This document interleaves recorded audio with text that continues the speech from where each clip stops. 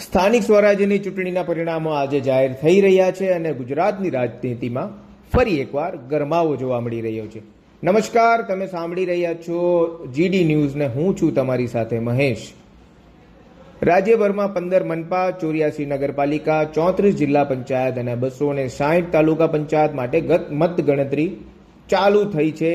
કુલ 10,005 સીટમાંથી 732 seat already એટલે કે પહેલાથી જ બિનહરીફ જાહેર થઈ છે.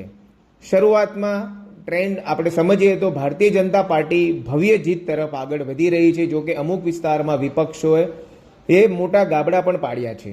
અમરેલીના બગસરામાં આમ આદમી પાર્ટીએ પહેલી વખત ઇતિહાસ રચ્યો છે અને પ્રથમ વખત તાલુકા પંચાયત કબજે કરી છે. બીજી તરફ આમ આદમી પાર્ટીએ સુરતમાં ખાતું ખોલવું પણ ભારે પડ્યું છે એમને, એટલે કે એમનું એક સિંગલ ખાતું પણ મનપા આપ માટે સુરતમાં ખુલ્યું નથી.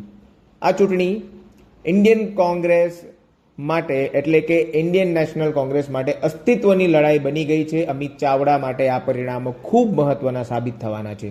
ભાજપ માટે આ ચૂંટણી જગદીશ પંચાલના નેતૃત્વ હેઠળની પહેલી મોટી પરીક્ષા છે. હાલના ટ્રેન્ડ પ્રમાણે ભાજપ આ પરીક્ષામાં સફળ થતું દેખાઈ રહ્યું છે.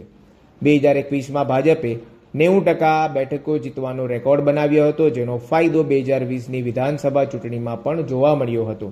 હવે જોવાનું એ રહેશે કે આ પરિણામો 2027ની વિધાનસભા ચૂંટણી માટે કયો રાજકીય સંદેશ આપે છે, કેમ કે આજે જીતનાર પાર્ટીનો રસ્તો આગળ વધુ સરળ બની શકે છે. એટલે કે તમારું શું માનવું છે આ સમાચાર વિશે? તો તમારે કોઈ તમારા મંતવ્ય જણાવવા હોય તો કમેન્ટ બોક્સમાં જરૂરથી જણાવશો. નમસ્કાર.